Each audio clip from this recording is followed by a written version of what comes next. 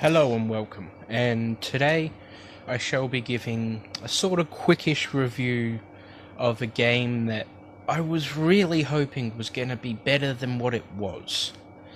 The Ratchet and Clank game from 2016 for PS4.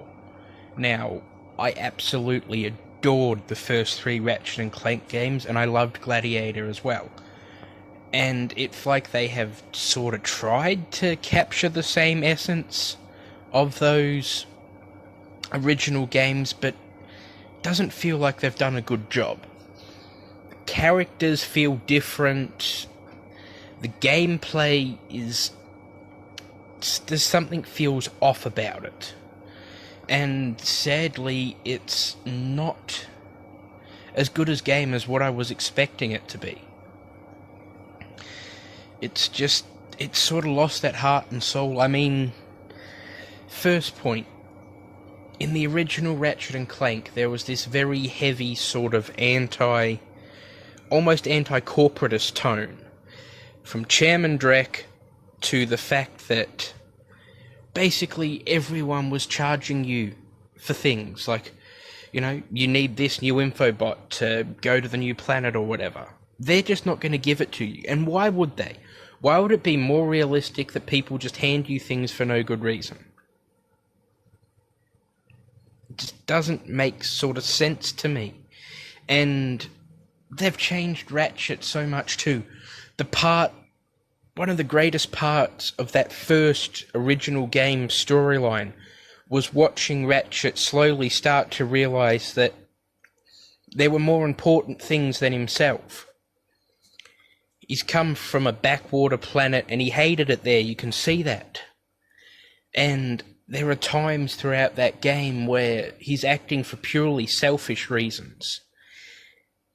He begins to hate Quark and he becomes just dead set on gaining revenge on Quark to the point where he couldn't care if the rest of the universe burns, or the rest of the galaxy burns, just as long as he can fulfill his selfish desire for revenge.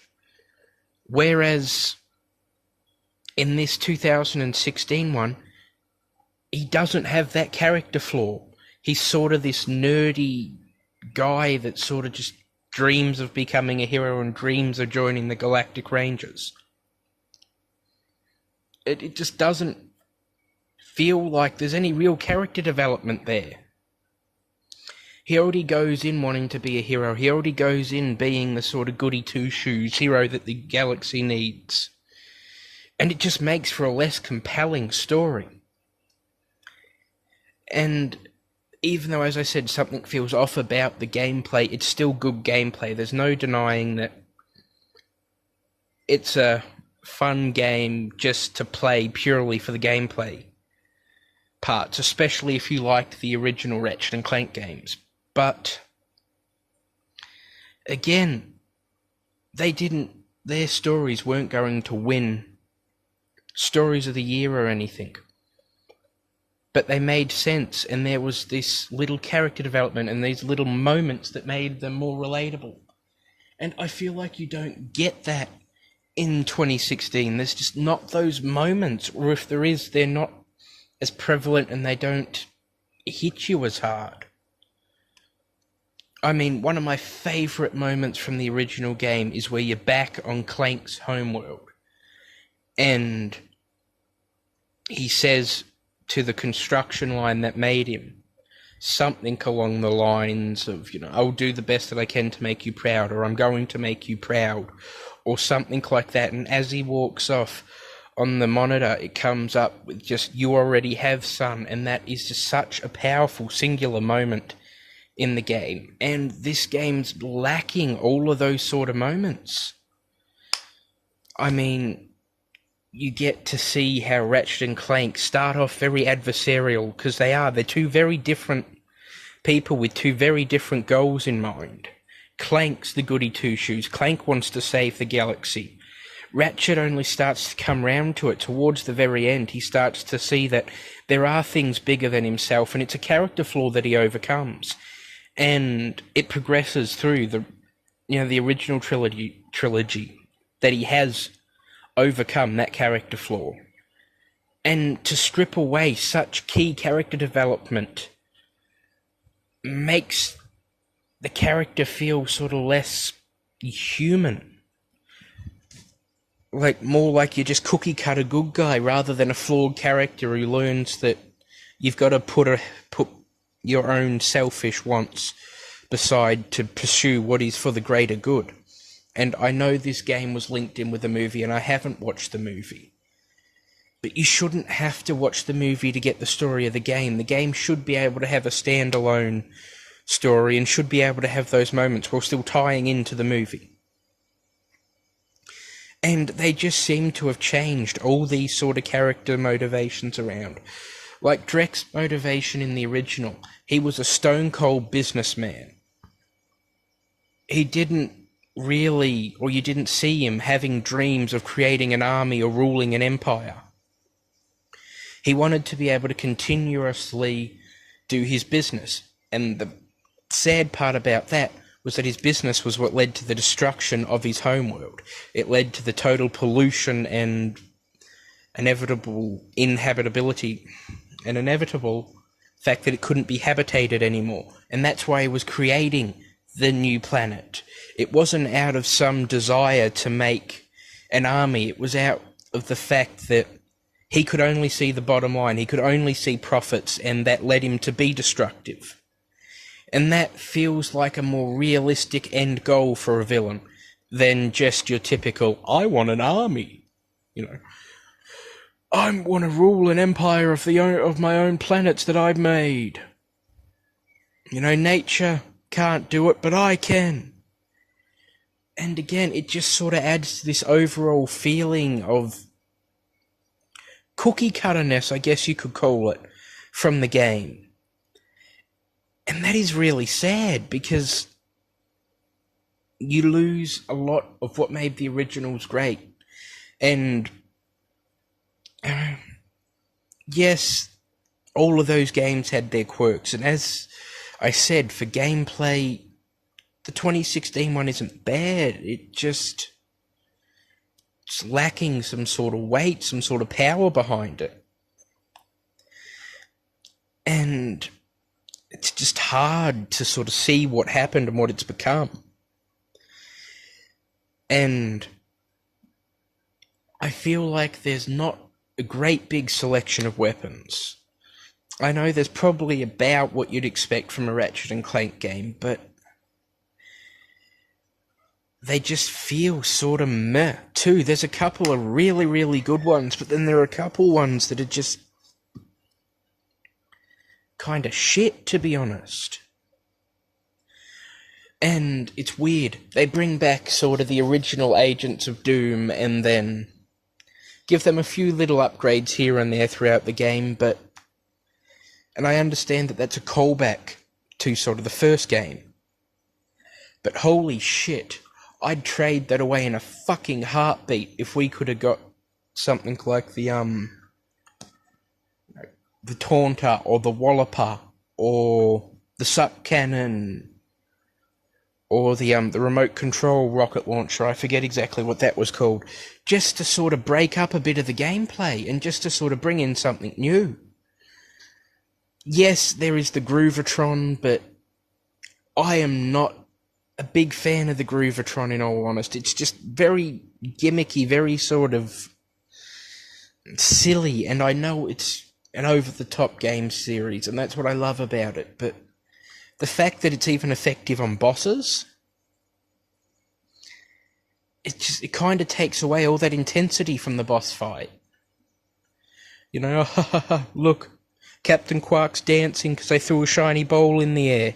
How silly, he's meant to be trying to kill me, ha ha ha ha. Other than for shits and gigs, what's the point of that? And again, to go back to the Agents of Doom, they only picked the one from the original. And maybe that was some sort of nostalgic callback, but the Agents of Doom became better as the games went on. They became more powerful, they became more useful.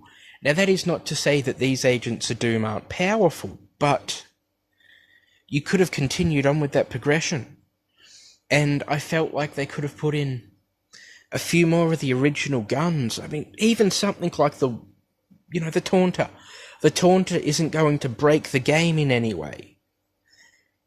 But it'd be something different. And I guess then you could argue that why do you need the taunter when you've got the Groovatron or whatever it is? But still, it's something different. And again, there were some good guns, and I'm not denying that, but it feels like it's tried to recapture the magic of sort of those first 3 or 4 games. Probably closer to the first 3. It just hasn't, though, and it's failed, and it's fallen flat, and it comes off as sort of very... It feels almost sort of soulless to me. It's gone from being, a slightly edgy series, some jokes, even a lot of the titles,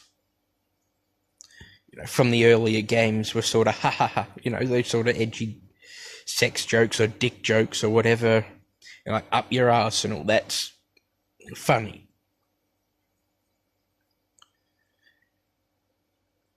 Going Commando, another good one. And it feels like they've tried to scrub all of that away to sort of make it more palatable for modern sensibilities, but you lose some of the heart in that. I mean, you really don't see Ratchet do sort of anything morally questionable throughout the entirety of the 2016 game. He's this flat good guy that's just happy to do the right thing and has no real personal wants or desires. He's just going with the flow. And I feel like that really sort of diminishes the emotional weight that these games did have. I mean, I really wanted to like this game, and graphically it's beautiful, the gameplay's good, but there's just some sort of poor decisions in there, in my opinion. So, I think my personal rating would sort of be maybe a 5 out of 10, maybe a 6. The graphics are an 8, gameplay's sort of a 7, I guess. The story's sitting down at around a 3 or 4.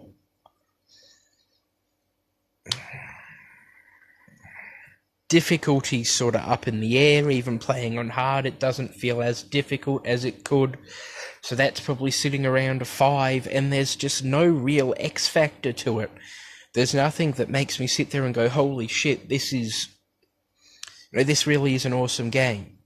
Or, holy shit, this is something that everyone should rush out and play, or people need to experience it. There's no sort of X factor like that, and that's what really hurts its score. And I know a lot of people are going to, and have said that, well, they've got to make it closer to the originals because that's what fans want. That doesn't mean they couldn't innovate it in some way. I mean, shit, give us some sort of... yes, there were the hoverbike races, but give us some more of those sort of things. Because what, 2 planets with hoverboard races, sorry? Yeah. And what, a couple of trespasser puzzles here and there. That's all we get to break up on grind rails.